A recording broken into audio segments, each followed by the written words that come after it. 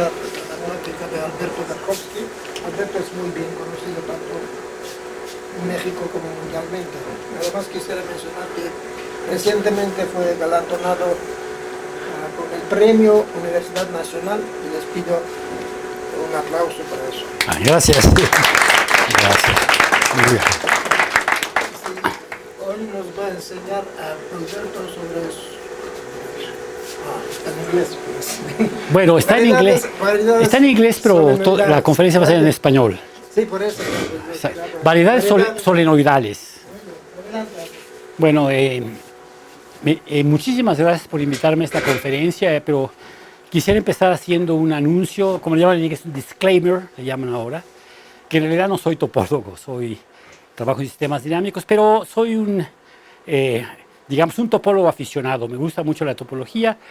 Fui alumno de Lefschetz, cuando Lefschetz tenía 80 años, porque si no, no soy del siglo XIX, soy del siglo XX. Y ya cuando Lefschetz fue mi profesor, él trabajaba en sistemas dinámicos. O sea, realmente no puedo afirmar que me encanta la topología como consecuencia de Lefschetz.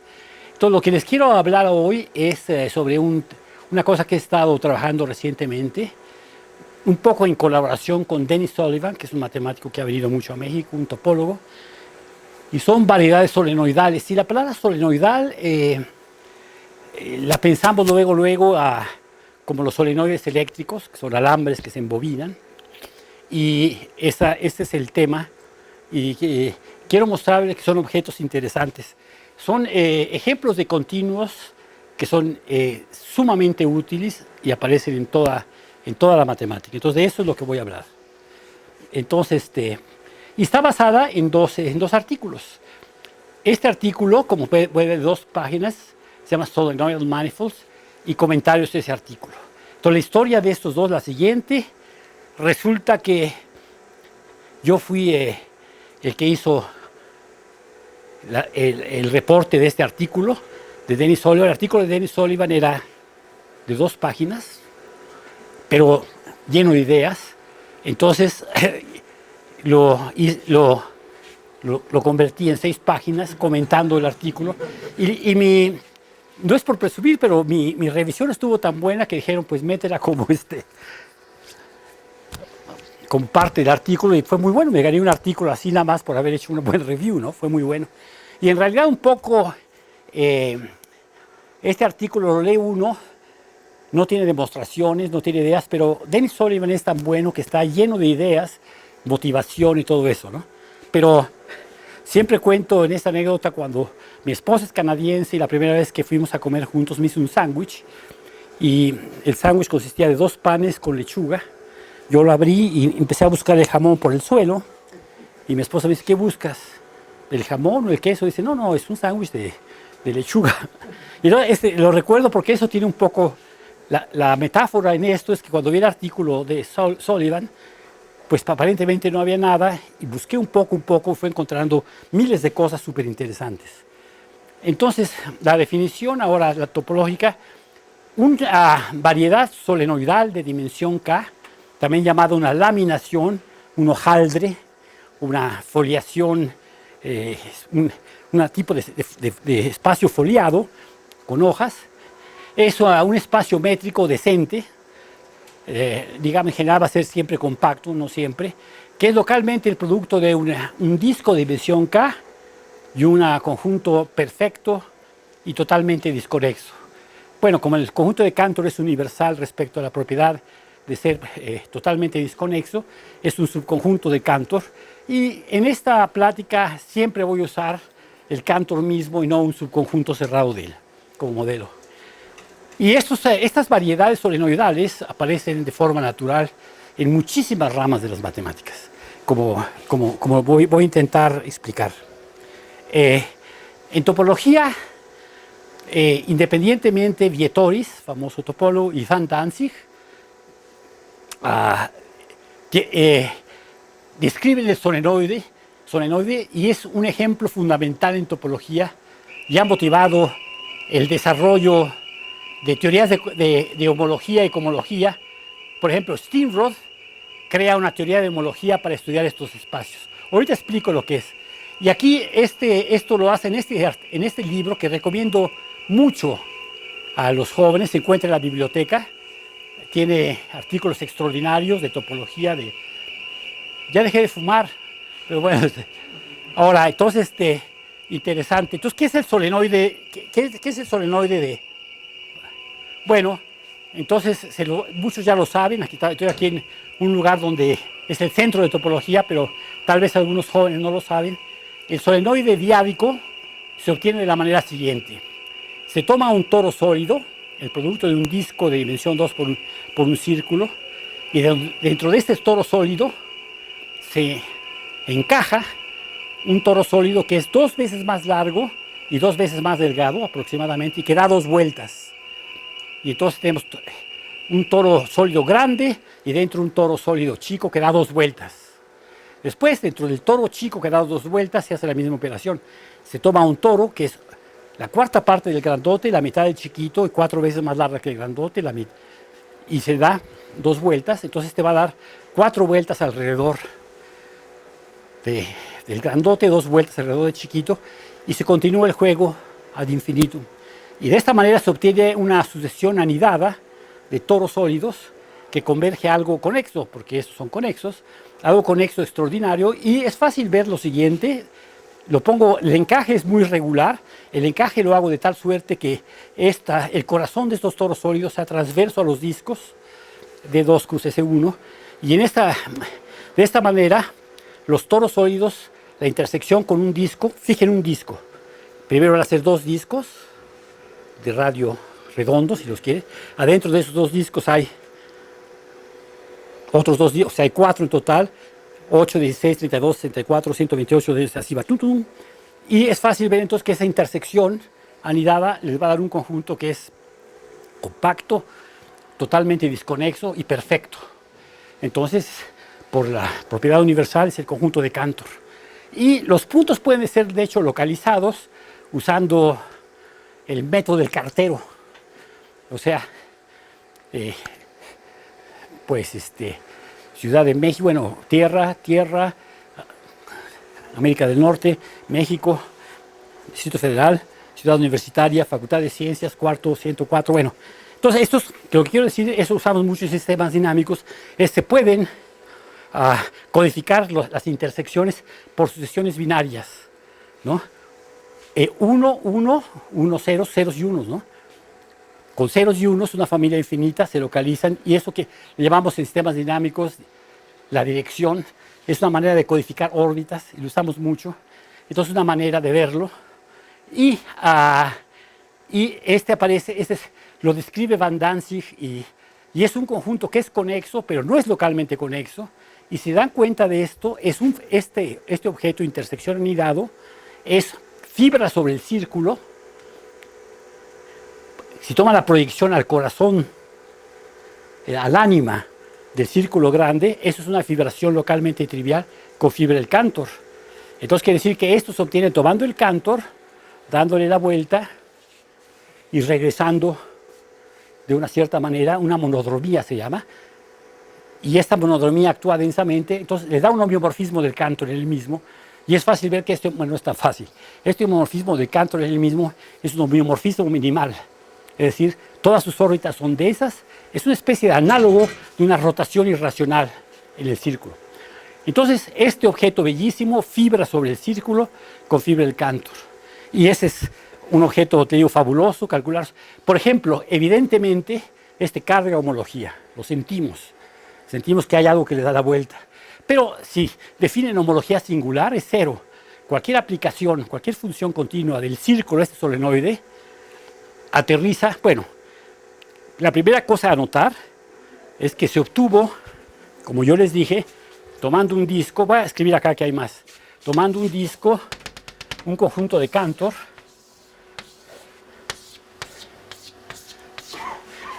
entonces tomo y pego este Cantor con un map, y este homomorfismo de pegado no tiene puntos periódicos, y es minimal.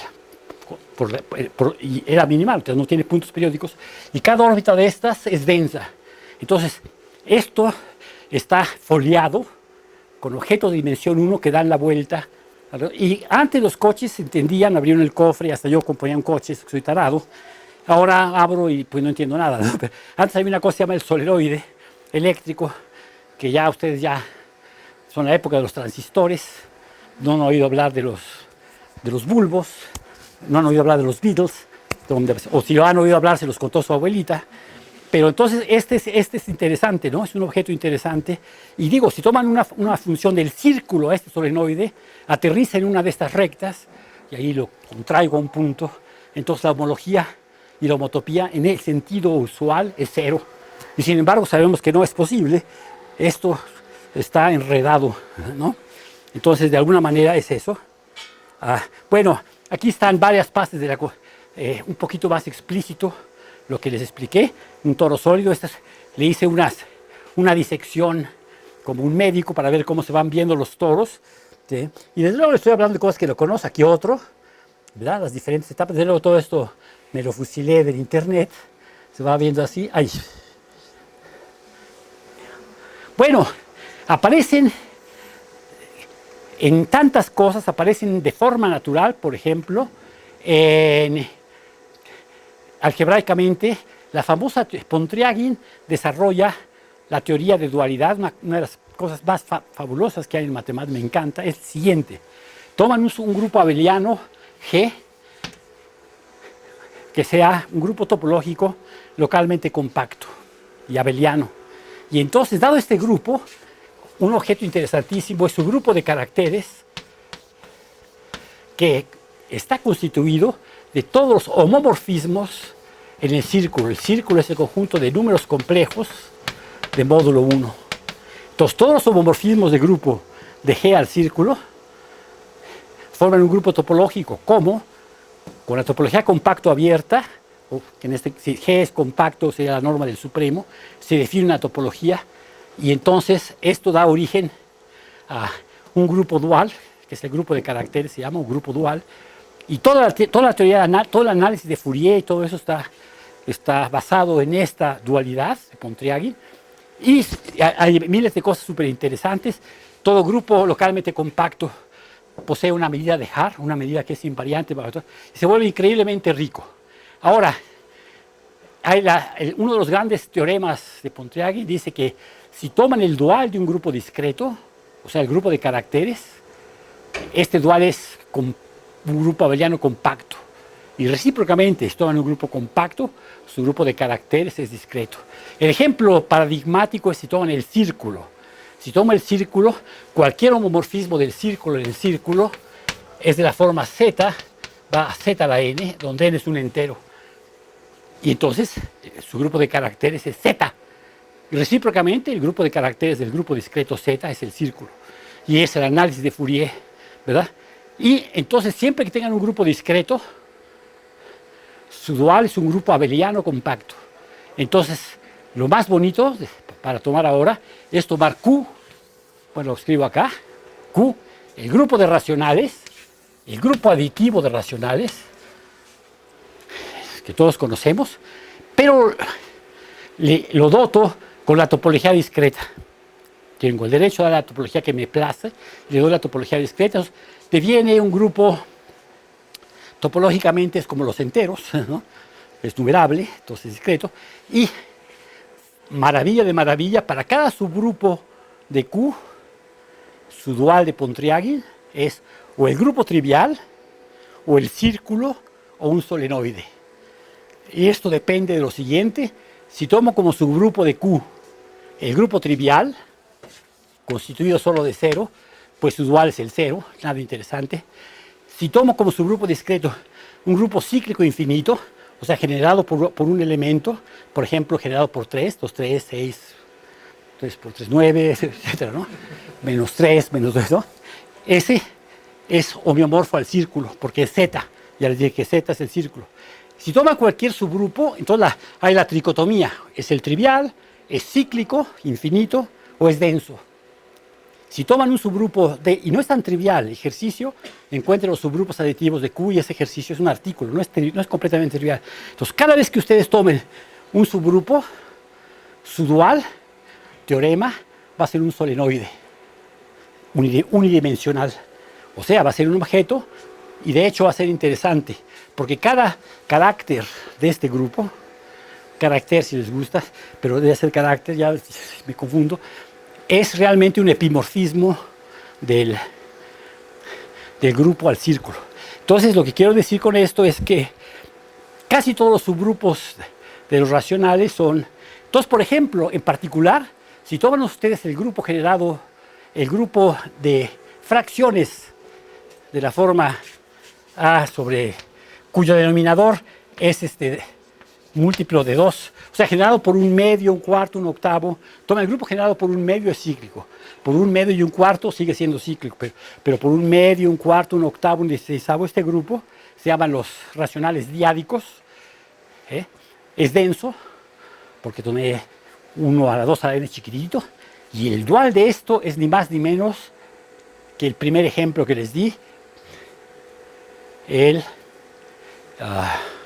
solenoide diádico que le da 2 vueltas, de Dietorys y Van Danzig. Entonces está precioso. Entonces, y obviamente esto va a tener que ver, y si hubieran tomado todo Q tiene derecho a tener su dual. Su dual es el grupo de Adeles, el grupo de Adele Class Group A, que es un solenoide espectacular. La fibra es el Cantor, pero el Cantor es la completación profinita de los enteros, de lo cual voy a hablar ahora, y la monodromía es traslación por 1. Ahorita voy a explicar un poco mejor. Es el papá de todos los solenoides. Este solenoide cubre a todos los demás, porque ustedes pudieran haber preguntado, oiga, ¿y por qué le da 2 vueltas al toro sólido inicial? ¿Por qué le da 3 vueltas? Bueno, doy 3 vueltas, al otro le doy 9 vueltas, al otro 27, 81, así, y tengo el solenoide triádico. Y luego alguien viene, no, pero a ver, yo quiero para cada racional, le doy 2 vueltas, 5 vueltas, lo que es más, me agarro los enteros y los ordeno por divisibilidad. N menor o igual que N, si N divide a M. Y así tengo una sucesión anidada de toros sólidos que se van intersecando según el conjunto dirigido, los enteros ordenados así, es una lattice, es un conjunto dirigido, y yo puedo hacer mis intersecciones de toros así, ¿no? Y si obtengo eso es el toro solenoide. Entonces, aparece entonces de forma espectacular como el dual de Pontryagin. Y de hecho, se hubieran dicho, bueno, ¿qué pasa si ahora tomo Q a la N? Q por Q por Q por Q. Entonces tiene solenoides en el dimensión. Porque fíjense, ustedes pudieron haber tomado algo que fibras no sobre el círculo, sino sobre el toro bidimensional con fibra del Cantor. Y entonces son solenoides de dimensión más alta y tienen muchísimos ejemplos. Entonces ahora, y esto llega a cosas sublimes como llega el programa de Langlands, por ejemplo, que es lo más grande matemático que hay ahora, en lo cual se basa, por ejemplo, bueno, la conjetura, la demostración de Fermat, etcétera. Estas ideas, pero por cierto que cuando habla uno con los de teoría de números no les interesan los cantos. Yo me quedo siempre los solenoides, hablo y les interesa la parte aritmética, ¿no? Y uno como topólogo amateur, que soy yo, se queda un poco... Pero pierden cosas porque pierden visualización de objetos. Entonces, de todos modos, esa es la idea. Y los solenoides aparecen en sistemas dinámicos como conjuntos básicos de difiomorfismos. Bueno, Smale encontró en los años 60 un difiomorfismo, es decir, un homeomorfismo diferenciable, él y su inverso, de la esfera de dimensión 3. En la esfera de dimensión 3, que tiene como conjunto invariante, como conjunto no errante, como conjunto que contiene la dinámica, el solenoide bidimensional aquel. Es muy interesante que el solenoide que yo les presenté al inicio es enlazado por un solenoide igual. Porque si hubiera yo tomado, yo empiezo con este toro sólido y hago mi construcción. Toro más largo, más delgado, toro más, y tomo otro toro sólido acá y hago la misma construcción en esta. Tengo 2 solenoides entrelazados y hay un sistema dinámico que tiene como conjuntos invariantes esto y donde la dinámica es extraordinaria, tiene puntos periódicos, bueno, es fantástico, ¿no? Y estos objetos son interesantes. De hecho, permítame, bueno, tal vez no me quiero adelantar, deja ver cómo va la cosa. Bueno, sí, ya se me olvidó dónde iba. ¿No quiere subir? Allá. Bueno.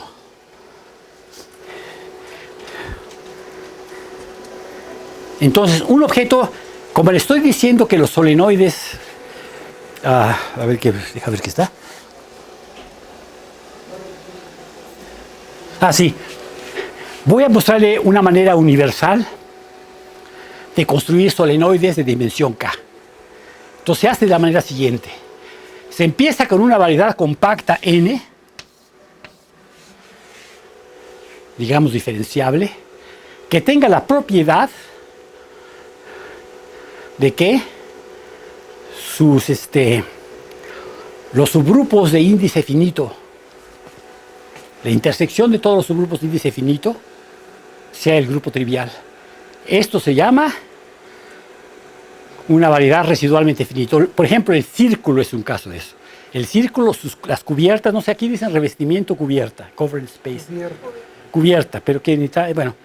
Entonces, todas las cubiertas del círculo son cubierta doble, triple, está en correspondencia venida con los enteros. Z va a Z la N.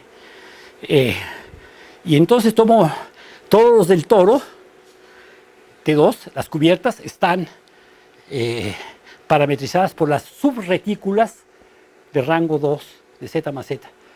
Entonces, por ejemplo, tengo el grupo fundamental del toro es Z más Z, lo pienso como la retícula estándar, y ahí tomo una subretícula que sea, por ejemplo, generada por AB, CD. Y la retícula va a ser de índice finito, el determinante de esto le va a decir el índice de la cubierta, ¿no? Bueno, entonces tomo yo el objeto, lo va a decir calmamente, tomo una variedad compacta que satisfaga esta condición. Esto implica que la torre de sus cubiertas finitas es infinita. Lo pienso como un árbol, un conjunto dirigido, así como el círculo. El círculo está cubierto 2 veces por el círculo, 3 veces, 6 veces, ¿verdad? Y lo estoy pensando así. Entonces tomo la variedad y tomo la torre de todas sus cubiertas finitas. Y tomo una cosa que les encanta a los topólogos, el límite inverso. Y aquí hay gente que ha hecho muchos artículos, yo uso mucho, hay gente especializada en límites inversos y cosas profinitas. Y de esta manera tomo la torre de todas las cubiertas finitas y le doy a la topología del límite inverso. Y bueno, esto va a fibrar sobre la variedad con fibra del conjunto de Cantor, porque toma en un punto, cualquier cubierta le da un número finito de puntos, porque las cubiertas son de orden finito, y entonces esto va a querer decir que la fibra va a ser límite inverso de conjuntos finitos, y un ejercicio muy elemental es el siguiente. Si yo tengo una familia de funciones, digamos, de espacios topológicos finitos, K2, K3, etcétera. Bueno, lo pinto al revés. Si tengo una familia de funciones así, cada uno de los cuales es suprayectivo y todos finitos, suprayectivo y no trivial, digo suprayectivo y por lo menos 2 a 1, y tomo el límite inverso de esto, un ejercicio elemental de aplicación de la caracterización de Cantor, dice que este límite inverso es el Cantor, porque va a ser perfecto, va a ser compacto, el límite inverso de compactos va a ser compacto, totalmente desconexo y perfecto. Entonces quiere decir que esta construcción de tomar la torre de todas las cubiertas de una variedad de dimensión n, siempre y cuando esto sea infinito, porque por ejemplo si es simplemente conexa la variedad, tomo la esfera S2 y tomo su límite inverso, me estoy haciendo tonto, ¿no? Porque cada punto tiene una preimagen, ¿no? Entonces tiene que ir creciendo la cardinalidad, es lo que quiere decir residualmente finito. Entonces toma la torre y les da un mecanismo de algo, y en realidad lo que se va a tener al final va a ser algo que fibra sobre su variedad con fibra del conjunto de Cantor.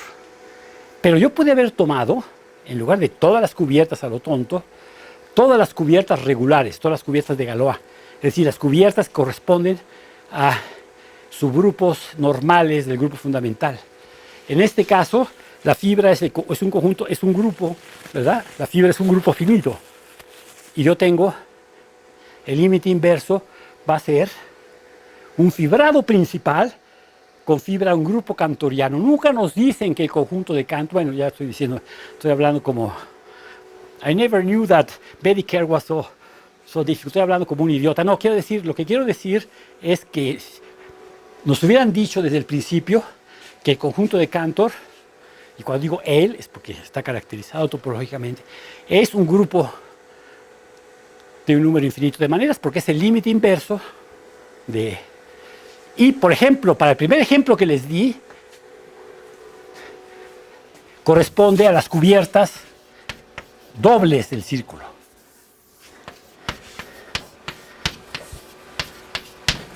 De S1 a S1 voy z va a z cuadrado, z va a z cuadrado, z va a z cuadrado. Entonces un punto de aquí tiene 2 primágenes, hasta acá tiene 4, 8, 16. Y este límite inverso es el solenoide del inicio. Es otra descripción de solenoide del inicio. Es un límite inverso de epimorfismos de grupos abelianos. Entonces está padrísimo. Y lo que quiero decir aquí es que esto va a fibrar sobre la base con un conjunto de Cantor. Entonces está determinado por la monodromía. Tomo un lazo en la base, tomo mi Cantor y lo sigo por el lazo. Y regresa con una aplicación. Entonces, en concreto, todo va a estar dado por una función del grupo fundamental, va a estar dado por un homomorfismo de grupo, del grupo fundamental de tu base al grupo de homeomorfismos del Cantor. Entonces el grupo de homeomorfismos del conjunto de Cantor juega un papel muy importante en todo lo que voy a hablar. Es un grupo que es fantástico, tiene la propiedad de ser simple, no tiene subgrupos normales no triviales. En particular, es un grupo perfecto, es igual a su grupo conmutador, es un grupo fantástico. Entonces esta página es todo eso, ¿verdad? Descripción, cómo aparece de miles de maneras. ¿Ok? Fíjense, Dennis Sullivan, junto con Bob Edwards, pero entre los dos un día platicando en el café, tomen un solenoide unidimensional orientado, es muy importante, orientado, compacto. Entonces, como el conjunto de Cantor está generado por conjuntos que son, no sé cómo, Kloppen en inglés, son abiertos y cerrados al mismo tiempo, no es difícil de ver que esta laminación solenoidal tiene una sección transversal. Es decir, hay un conjunto de Cantor que interseca a todos como sistemas dinámicos, tiene una sección transversal, y todo para decirle que todo solenoide orientable de dimensión 1 se obtiene tomando el Cantor, multiplicando por un intervalo y pegando la tapa izquierda con la tapa derecha por un homeomorfismo. Entonces, fabuloso. Entonces, todo solenoide unidimensional orientado es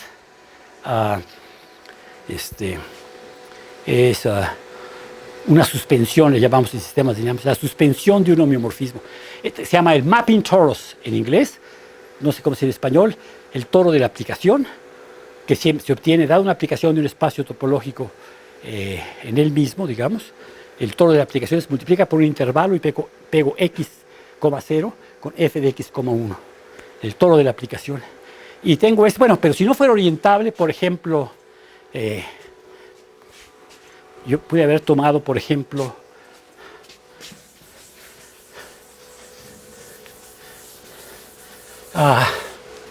pude haber tomado, por ejemplo, este. Sí, lo conoce, ¿no? Entonces este admite cubiertas no orientables. Y hay una cosa fantástica en matemáticas, en superficies, que se llama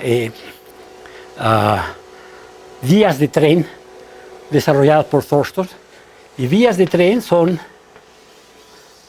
en una superficie de género mayor que 2, se mete una gráfica lisa, se llama vía de tren porque son C1, quiere decir que es así, ¿no? Si la hago así, pues se descarrila, ¿no?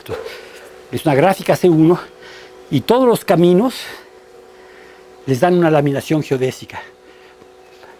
Bueno, no quiero... Pero aquí el caso que esto lo aprendí de Santiago López, esto es muy ilustrativo, como había muchos jóvenes, porque esto tiene que ver con el bien y con el mal.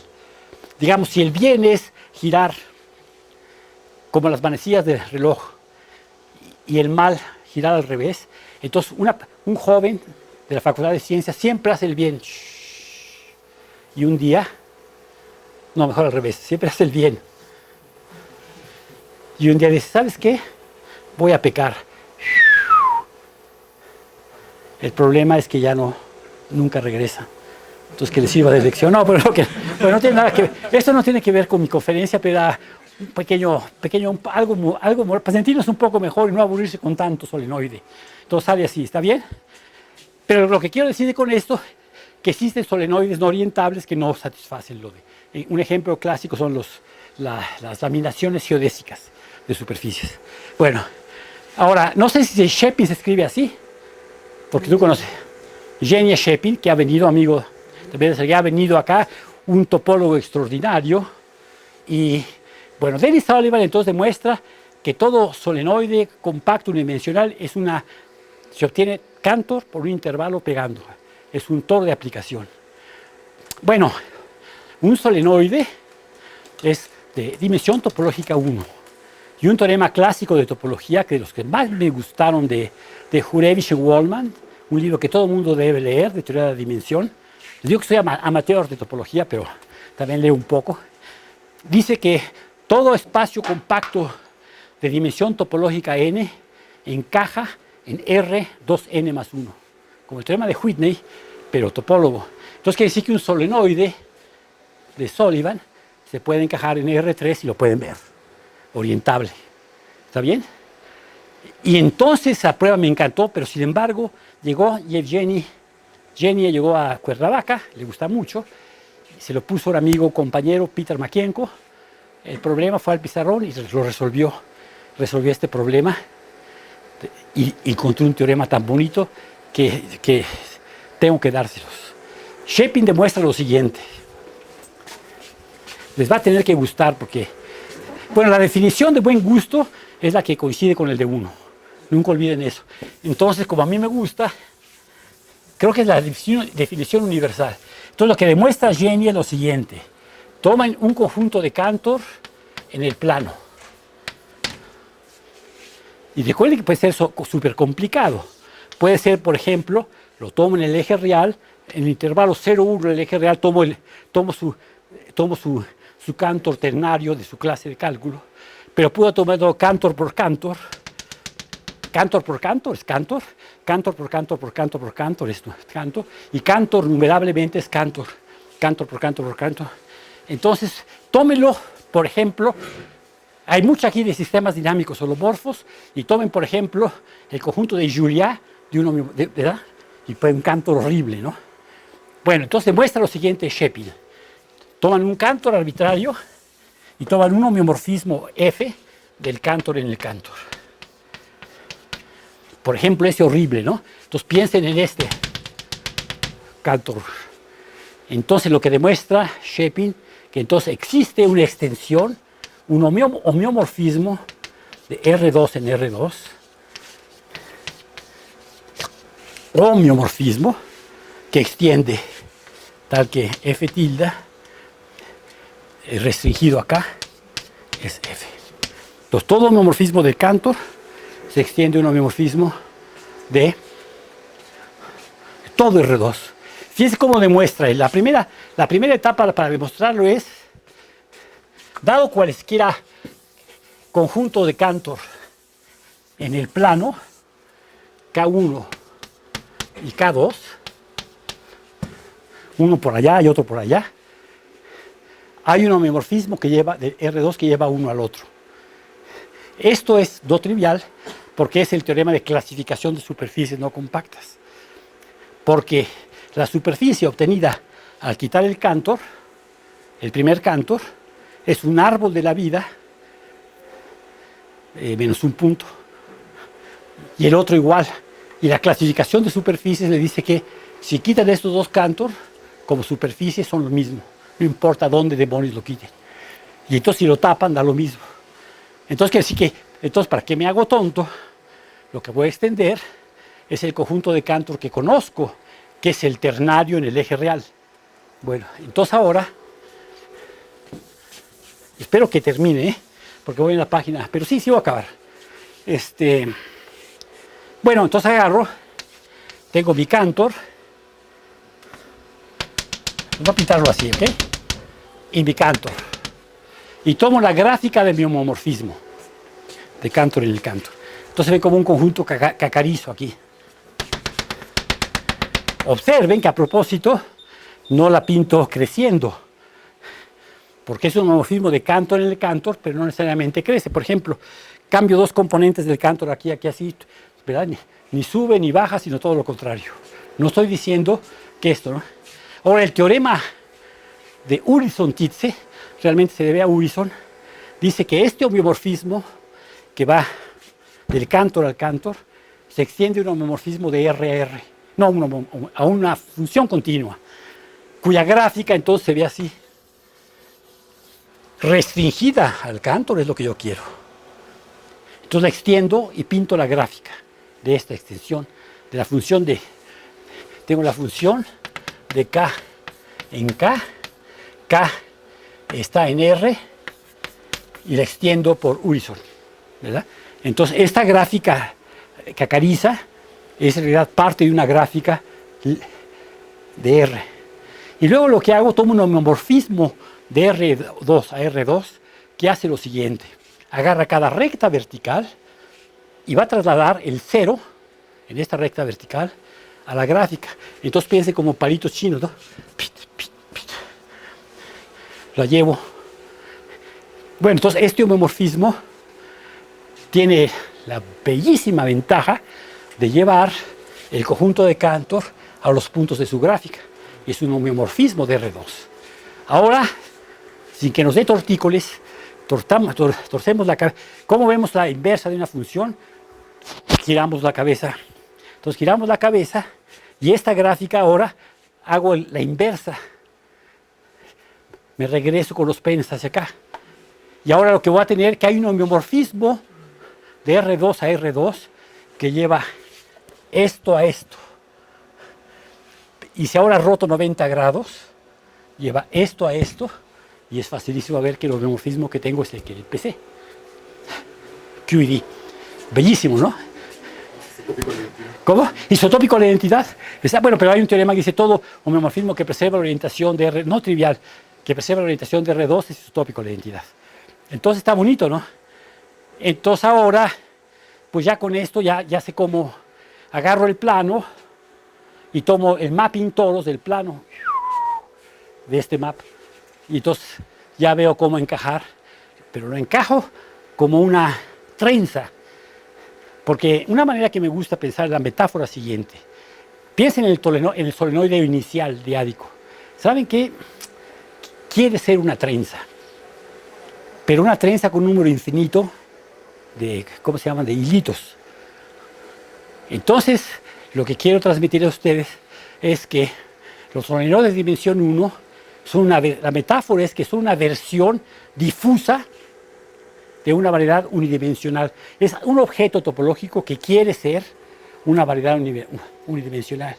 De hecho, es algo que si lo cortan, si cortan un círculo encajado en R3 con un disco, ven un punto, ven una delta de Dirac. Y si cortan el solenoide diádico que inicié con un disco, ven un Cantor. Entonces, una versión difusa en el sentido que si el primer ejemplo que le di son miope y se quita los anteojos, lo que ven no es un solenoide, lo que ven es un círculo que da 2 a la n vueltas, donde n es igual a inversamente proporcional al número de dioptrías. Lo que ven, ¿sí? Y cuando ya se ponen los lentes, dicen, no, pues está dando 2 a la 50. No, espérate, a ver, ponte. No, 2 a la... No, hombre, 2 a la infinita, está dando la vuelta. Entonces, ¿qué? Ah, bueno, entonces ya pasé de una página. Entonces vamos a ver qué voy. Aquí está el teorema.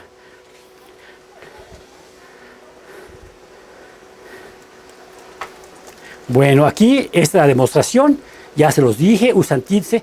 Aquí me regañaron porque usé TITSE, porque no es TITSE, realmente le quité la prioridad a Unison. Sí, los rusos se enojan, pero yo lo aprendí como TITSE en la facultad y está mal, ¿no? Bueno, ahí está mi teorema. Bueno, ahora, cualquier variedad de dimensión 1 compacta es una unión de círculos, compacta sin frontera. Y una unión de círculos siempre es la frontera de una superficie, porque agarran la superficie y le hacen N hoyos. Bueno, el círculo es frontera del disco. Ahora digamos que yo quiero decir todo solenoide orientable unidimensional es la frontera de un solenoide compacto de dimensión 2. Es cobordante a cero en el ámbito de las laminaciones. ¿Ven por qué se llama laminación? Es un conjunto jaldrado. ¿Se acuerdan de las campechanas? ¿Se acuerdan de las campechanas? Ya no hace, pero había campechanas, eran, ¿no? Hojaldre, ¿no? Entonces, pero son campechanas unidimensionales, no tan sabrosas. Bueno, pero bueno. Entonces resulta que es muy bonito, resulta que se puede demostrar, y ahora lo voy a hacer rápidamente, que todo solenoide unidimensional es la frontera de un solenoide compacto bidimensional con frontera, cuya frontera es esta. Entonces, para esto uso el hecho de grupo de homeomorfismos del Cantor, es perfecto, es un teorema de Anderson. Entonces me agarro un homeomorfismo del Cantor, f de k en k, ¿sí ven? Un homeomorfismo del Cantor, y f, homeomorfismos de Cantor, es un grupo perfecto, es igual a su propio conmutador. Lo que quiere decir es cualquier homeomorfismo del Cantor es producto de un número finito de conmutadores. Los escribo. Entonces f es el conmutador de f1 h1 por f2. Esto luego es f1 compuesto con h1 compuesto con f1 menos 1 compuesto con conmutador como grupo bajo composición. Luego f2 h2, así hasta fg, el g a propósito de género, fg hg. Y ahora yo sé que el grupo fundamental de una superficie de género G asas menos un disco es el grupo libre en dos G generadores, porque esto se retracta a una bouquet de círculos, y el producto de los generadores son meridiano paralelo, en cada asa, ¿no? Meridiano paralelo. El producto de los conmutadores es este. Y ahora doy una representación del primer ejemplo del grupo fundamental de esto al grupo de homomorfismos, que a cada generador libre la asocia F1, a este generador la asocia F1, a este F2, a este F2, a este H2, a este F3, H3, etc. Y el producto de todos es mi F. Entonces, si hago la construcción de suspensión de esto, lo que obtengo es una laminación. Obtengo un fibrado con fibra del Cantor, donde la fibra restringida a esta frontera circular es el solenoide que habían dado. Precioso. Esta idea, obviamente, es de un genio, uno de mis héroes, William Thurston. Bellísima idea. Con esto demuestra cientos de cosas. Bueno, aquí está Anderson. Hay muchos Anderson. Ese es R.H. Anderson. Demuestra. Bueno. Pero voy ahora a tomar un ejemplo que es de mis favoritos de aplicaciones de solenoides. Porque es algo que va a involucrar variable compleja, espacio de Teichmüller, superficies, grupo modular. Y nada más me gusta porque demuestra un poco la universalidad de la construcción. Porque empecé diciendo, son padres los solenoides. Ay, y empieza a dar ejemplos. El movimiento se demuestra andando, aquí se demuestra dando ejemplos. Entonces vamos a ver lo que hace Dennis Sullivan. Dennis Sullivan, en sus famosos teoremas sobre Feigenbaum, sobre sistemas dinámicos holomorfos, hace la siguiente construcción. Toman una superficie de Riemann. Y cuando digo superficie de Riemann, es una superficie lisa, y voy a suponer que es de género, que es hiperbólica, o sea, género mayor o igual que 2, tiene al menos 2 asas, Y superficie de rima quiere decir que además está dotado de una estructura compleja. Es una superficie compleja, una variedad compleja de dimensión 1 compacta. Y ahora tomo la torre de todas sus cubiertas, finitas. Y tengo algo que ahora, la imagen de un punto, cada vez un número finito de puntos, puedo tener algo que fibra sobre la superficie con fibra de Cantor, algo conexo. Esta es un objeto fabuloso porque a cada estructura compleja que le den a esto, esta se levanta.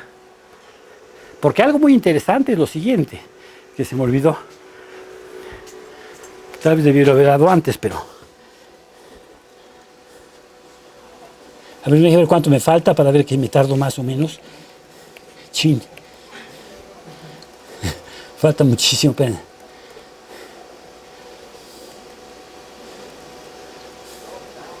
Les voy a dejar esto, ¿eh? Si alguien está interesado, pero todos no saben, bueno.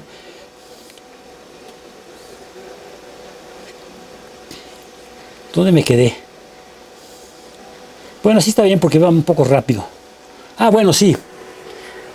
Entonces, unos objetos, este es un ejemplo de una laminación o solenoide bidimensional.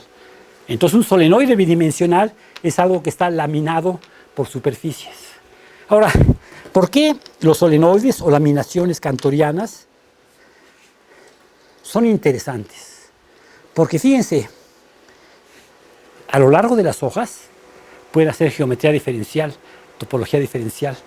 Puede introducir una métrica riemanniana en cada hoja, a condición que ésta varíe continuamente en la dirección transversa.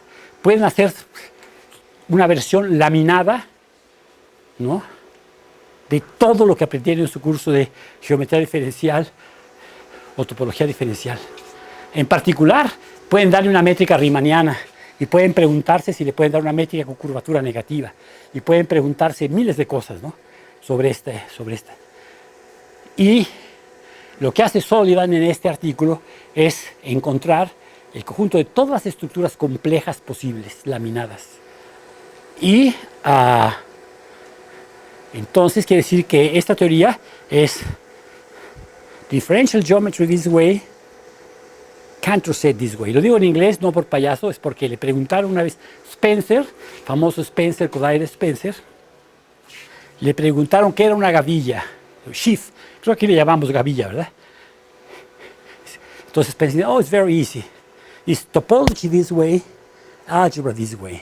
Efectivamente, ¿no?, los stacks, las fibras de las gavillas son módulos, son anillos, son grupos. Y esto aquí lo puedo pensar, por eso lo dije en inglés, puedo pensar, hago topología diferencial de esto y en la dirección transversa hago topología cantoriana. Puedo pedir que sea medible en la dirección de Cantor. Puedo hacer lo que se me pegue la gana, por eso soy matemático. Por eso elegimos matemáticas, porque no hay ninguna carrera que tenga más libertad creativa que la nuestra. ¿Estás de acuerdo? Y en lugares donde, ya me estoy saliendo de la partitura, pero en lugares donde hay autoritarismo, etcétera, los mejores científicos se llaman las matemáticas por esa razón. Porque si eres físico y la atómica, si eres escritor, oye, estás, ¿verdad? Entonces, todo eso para ayudarles cuando los alumnos le preguntan, oiga, maestro, ¿y por qué te gusta la libertad o no? Y entonces, pero si te gusta el dinero también, ten mucho cuidado porque entonces, bueno, pero no, eso no lo digas. Entonces tengo esto, entonces con esto encontró una versión del espacio de Teichmüller universal fabuloso, ¿no? Bueno, ahora voy a terminar ya más o menos. Entonces voy a descansar un poco, voy a tomar mi agua para desacelerar un poco, ¿no?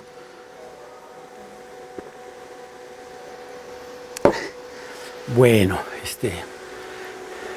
resulta que estoy escribiendo para mi egoteca, es buenísimo, estoy escribiendo un artículo con Dennis Sullivan. Ahora déjenme calificarlo, qué honor. El caso es que ya lo mandé, ya lo leyó y voy a tener que irlo y apretar el pescuezo para que lo escriba, porque se vería fabuloso para mí, ¿no? Por los puntitos del SNI, para todo, pero para mi egoteca sería fabuloso, ¿no? Pero el caso es que lo más seguro es que quién sabe, ¿no? Pero va a decir lo que estoy trabajando con él. Bueno, son solenoides tridimensionales. ¿Por qué dimensión 3? Porque hay los recientes teoremas de Thurston, el teorema de geometrización de Thurston, que culmina con el trabajo de Perelman, fabuloso, ¿no?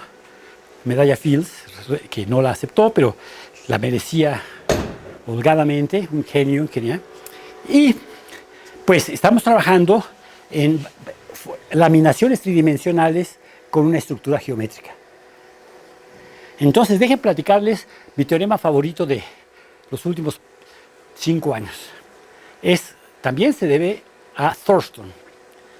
Ahora, Thurston, con su trabajo en geometría de variedades tridimensionales, dice que variedades de dimensión 3 con una estructura hiperbólica, es decir, una métrica riemanniana completa con curvatura -1, es riquísimo. Se conocían poquísimos ejemplos. Hay época pre-Thurston y post-Thurston. Y Thurston dice, casi toda variedad que merece ser hiperbólica es hiperbólica. Y es fabuloso, ¿no? Enriqueció la matemática de una manera. Y Thurston no conjetura, sino se pregunta, toda variedad hiperbólica de dimensión 3 admite una cubierta finita que fibra sobre el círculo. El primer teorema que demuestra Thurston, donde encuentra miles de ejemplos de variedades hiperbólicas, es el siguiente. Tomen una superficie de género mayor o igual que 2 y tomen el toro de una aplicación que se llama Pseudonosov. Entonces, fíjense, tomen una superficie, por ejemplo, de género 2, ya no me acuerdo dónde, aquí, una superficie de género 2, esta está aquí, y tomen un homeomorfismo que se llama de tipo Pseudonosov. Les voy a decir lo que quiere decir. Es un homeomorfismo, una superficie hiperbólica tiene la maravillosa propiedad de que, dado cualquier lazo, clase de homotopía,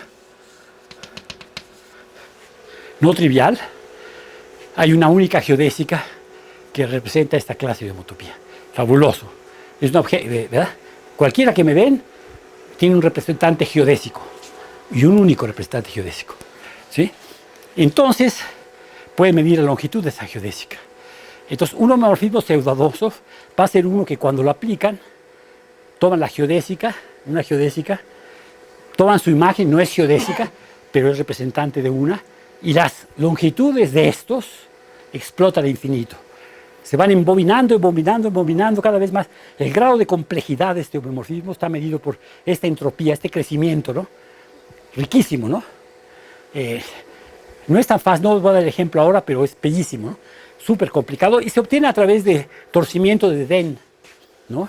Empiezan a torcerla, y el caso es que si toman una superficie, multiplica por un intervalo y pegan con un homomorfismo de esto, tiene una tresvariedad que fibra sobre el círculo, porque las fibras son fibras del toro, y son hiperbólicas. Y lo que preguntaba Thurston es que toda variedad admite una cubierta finita así. Fabuloso, ¿no? Pregunta.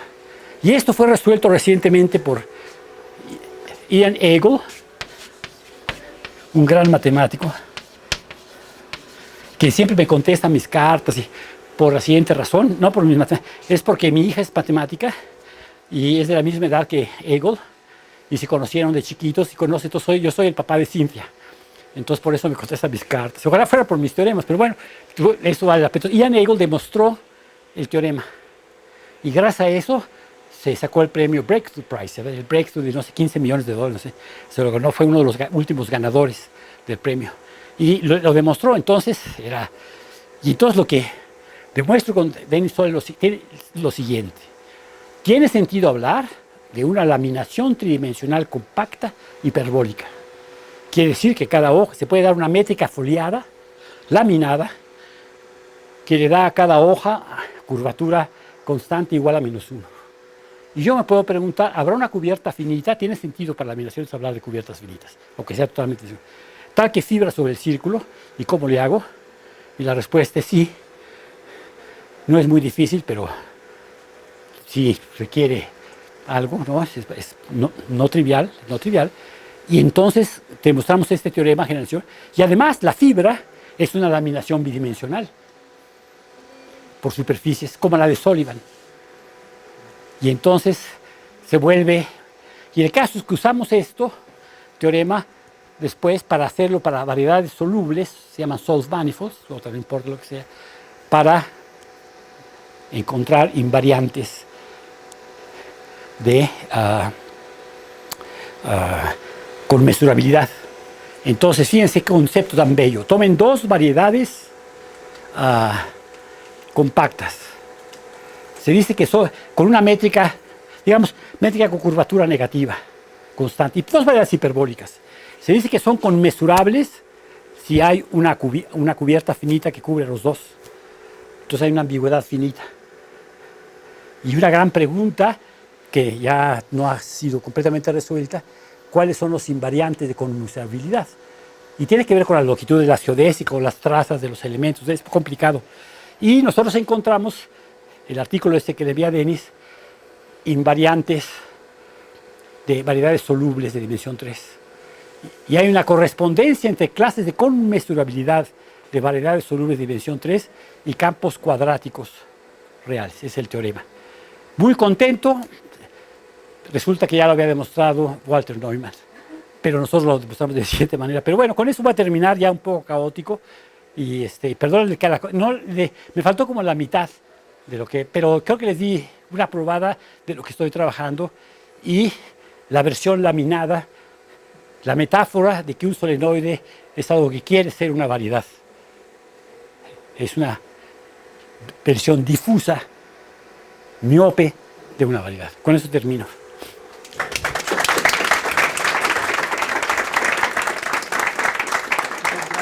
Preguntas, por favor.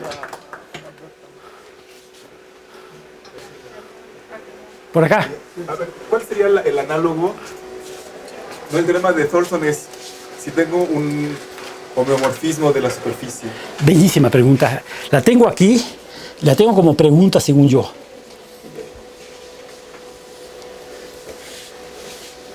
Bueno, ¿y tienes la respuesta? Mira, sí, quiere decir que no, no, pero la pregunta la tengo que entender. Por ejemplo, ¿qué quiere decir pseudanoso en el caso laminado? Era tu pregunta. Y eso todavía no lo tenemos claro, pero tenemos ideas. Pero es una bellísima pregunta. ¿Verdad? ¿Y tienen condiciones con las que... Sí, sí, sí. Sí, nos falta todavía, pero lo que tengo que hacer es ir a Nueva York y agarrarlo hasta que escribe el artículo. Es que hay matemáticos orales. Él no lee, un artículo no lo lee. Va a ver, Alberto, ven, y termina y saca un artículo. Es buenísimo, ¿no? Él es uno de esos matemáticos, ¿verdad? Pero, muy interesante, pero, le iba a decir, se me olvidó demostrar algo, nada más con esto termino. Resulta que toda variedad diferenciable es triangulable. Toda variedad diferenciable compacta es triangulable. Y toda laminación es triangular. Entonces, lo que descubrí haciendo esto, les voy a platicar la historia. Vamos a demostrar aquí con las manos, porque dije que había dígalo con mímica, vamos a demostrar que toda variedad diferenciable es triangulable como complejo simplicial. Lo vamos a hacer todos juntos. Entonces agarro y voy a cubicular el espacio, bueno, toda variedad diferenciable por un teorema célebre de Whitney encaja diferenciablemente en Rn más 2. Entonces ya tengo mi variedad encajada en R más 2. ¿Ya la vieron? Ahora tomo la cubiculación canónica de Rn, es decir, tomo el cubo unitario y lo traslado en todos lados, ¿verdad? Bueno, aquí en este piso diferente. Lo cubico, ¿no? Cubiculo el espacio. Y estos cubos n-dimensionales son convexos bellísimos. La prueba que les voy a dar se basa en el teorema bien conocido de que la Tierra es plana, lo cual pueden verificar si se asoman afuera, ¿no? Entonces te van a decir que ya se me patinó. No, todavía no se me patina. Agarran su variedad y le aplican la homotesia de proporción 10 a la 1.000.000. Entonces, la variedad que estaba súper curvilínea se vuelve prácticamente, ante los ojos de miopes como nosotros, se vuelve plana. ¿Están de acuerdo? Porque la curvatura va tendiendo a cero. ¿Sí? Agarran y entonces va a intersectar un cubo como un subespacio de dimensión K, intersecta un cubo, porque se va a ver la variedad casi como plana. ¿Sí? Entonces quiere decir que va a rebanar mi variedad inflada va a rebanar en la intersección de un plano con un convexo. Es un poliedro convexo. Entonces ya no logré triangular la variedad, pero la logré poliedrizar. Y luego es fácil subdividir para triangular. Estaba yo súper contento cuando descubrí esto. Voy a escribir un articulito. Ya ven, porque los puntitos y chino, bueno, todo allí. Digo, pero nada más, just in case, voy a googlear, cosa que en mi época, no en mi época, iba a la biblioteca, sacaba los 10 volúmenes de Math Reviews, iba uno por uno, los regresaba así hasta que le atinabas o no. Entonces googleé teorema de Kearns, el famoso triangulador, 1968, an easy proof that any differentiable manifold can be triangulated. Agarra la variedad y él hace la recíproca. Él toma la variedad, toma la cuadriculación y le coge. Es lo mismo. Y pues un artículo que se me fue. Pero el caso es que la misma idea sirve para triangular variedades, ¿no? Está bonito, ¿no? Además de eso, pueden hacerlo relativo. Dada una variedad y una subvariedad, pueden triangular las dos. Eso se basa en el hecho bien conocido que toda carretera es recta. Eso si van a Canadá, al norte de Canadá, lo pueden verificar. Si van a Pachuca, no. Pero bueno, entonces, porque toman la variedad, la subvariedad, y la dilatan a que las dos se vuelvan planas al mismo tiempo, ¿no? Entonces, qué bonito, ya entendimos, ¿no? Ninguna sorpresa en que una variedad diferenciable la puedan triangular. Bueno, ya con eso ya termino. Ahora sí, ya de veras.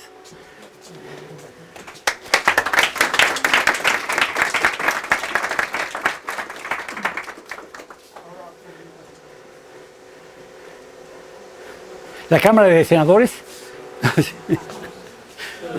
Es que ahora estoy obsesionado con la política de un país vecino. A ver. Nada, ¿verdad? Bueno, pues, muy bien. Aquí, en La Cámara de Diputados, ¿no? Entonces, la Suprema Corte de Justicia de la Nación, por favor. También está, o sea, ahí nos dijiste que esto provoque pues, toda cosa de esas. No, Ian Eagle. No, de que toda Todo toro de aplicación de un pseudonosov tiene curvatura negativa. No, pero yo me refiero a esto de los conmutadores. Ah, sí, sí. Él demostró